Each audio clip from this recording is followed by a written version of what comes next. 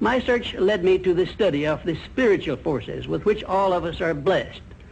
And it was in this field that I came upon a clue which has enabled me to help millions of people to find their earthly destinies. I want to describe my discovery in the simplest terms possible, because it will reveal to you why it is true that whatever the mind can conceive and believe, the mind can achieve, regardless of how many times you may have failed in the past or how lofty your aims and hopes may be.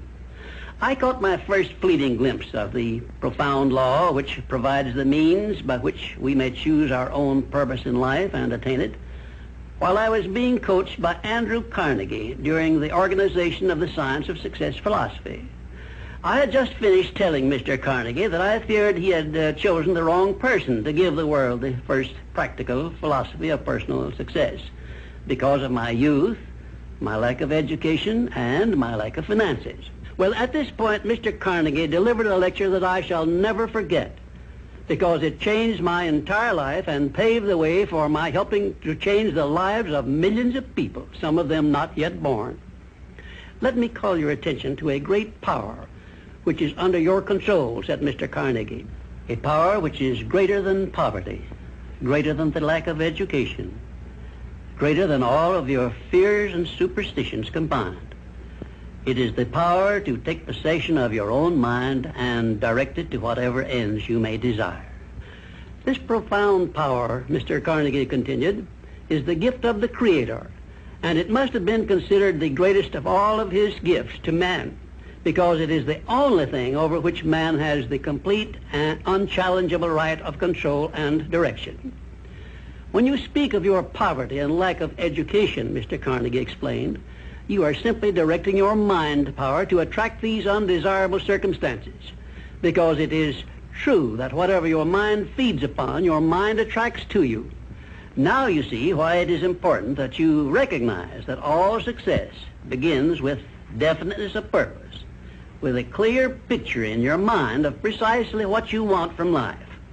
Then Mr. Carnegie continued his speech with a description of a great universal truth which made such an impact upon my mind that I began then and there to give myself a new outlook on life and set up for myself a goal so far above my previous achievements that it shocked my friends and relatives when they heard about it. Everyone, said Mr. Carnegie, comes to the earth plane blessed with the privilege of controlling his mind power and directing it to whatever ends he may choose. But, he continued, everyone brings over with him at birth the equivalent of 2 sealed envelopes, one of which is clearly labeled, the riches you may enjoy if you take possession of your own mind and direct it to ends of your own choice. And the other is labeled, the penalties you must pay if you neglect to take possession of your mind and direct it. And now let me reveal to you, said Mr. Carnegie, the contents of those 2 sealed envelopes.